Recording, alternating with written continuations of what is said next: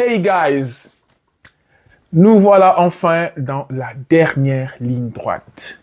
Dernière semaine pour le lancement officiel de Fantasy Premier League. Ça va être dans quelques petits jours.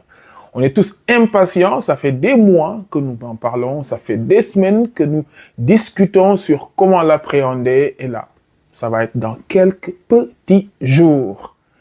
Et ça va être cool. Vous voyez ça derrière moi là? Eh bien, c'est un supporter de Manchester qui m'a dit, écoute Bouba, derrière toi, c'est trop triste. Je t'envoie des gadgets de United. Et il m'a envoyé ça.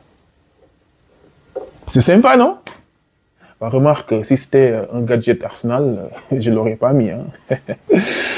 Alors, guys, aujourd'hui, on se retrouve à quelques jours du début de Fantasy Premier League pour parler de 5 habitudes que les champions sur Fantasy ont. 5 habitudes qu'il faut avoir pour être champion sur Fantasy. Alors, j'ai fait le tour chez certains scouts, chez certains connaisseurs, sur certains sites internet, notamment le site de Scout.pl, qui est un site extrêmement intéressant avec beaucoup d'articles et beaucoup d'interviews de champions. Et j'ai réuni pour vous les 5 habitudes qu'il faut impérativement avoir pour faire une très belle saison sur Fantasy. On y va. Habitude numéro 1, et c'est la base. Et ceux qui ont l'habitude de le dire, c'est Abbas, ABG, et ils ont raison. Sur Fantasy, la première règle d'or, c'est ne prendre que des joueurs qui jouent. Ne prenez que des joueurs qui jouent. Si vous investissez sur des joueurs qui ont une probabilité de jeu assez moyenne, voire faible, c'est de l'argent quasiment jeté par la fenêtre. Donc, prenez des joueurs qui jouent. Première règle. Règle numéro 2. Les gars, Fantasy, il faut faire le moins de moins. Excusez la répétition, mais les gens qui sont habitués à Fantasy comprennent ce que je veux dire. Les moins sur Fantasy, c'est ce qu'on appelle les points négatifs. Faites-en le moins possible. Remarque, sur 38 Game Week, si vous faites un moins 4 minimum à chaque Game Week ou à chaque 2 Game Week, c'est au moins, je dis bien au moins 100 points que vous jetez par la fenêtre. Ne le faites que si c'est nécessaire. Règle numéro 3.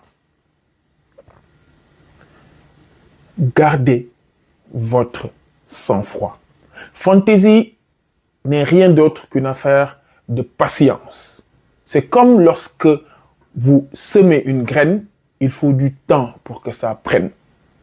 Le danger, c'est d'être dans la précipitation et de vouloir que ça prenne très vite.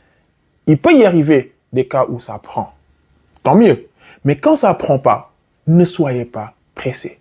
Soyez patient et attendez. Ça prendra. Ne vous précipitez pas, ça vous fera perdre des points pour rien. Règle numéro 4. Les bonus, les chips.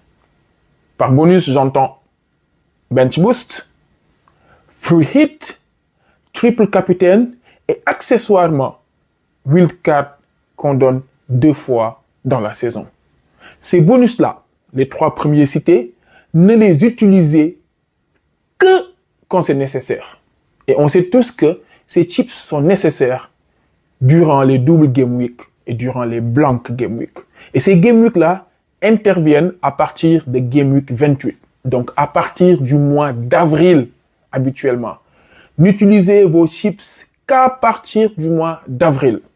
Wildcard que vous avez une fois par mi-saison, utilisez-le lorsque c'est nécessaire pour changer votre équipe parce que vous avez eu un retard à l'allumage. Ça peut arriver, mais les bonus, gardez-les, conservez-les, ça sera utile en fin de saison. Règle numéro 5. Oublie. Je dis bien, oublie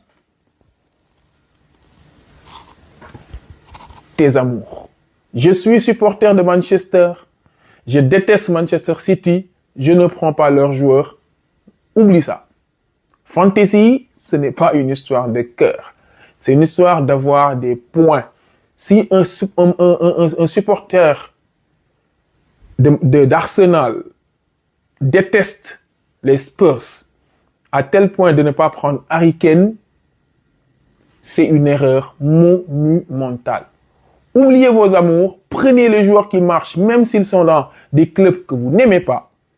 Acceptez de ne pas prendre des joueurs qui sont dans votre club de cœur.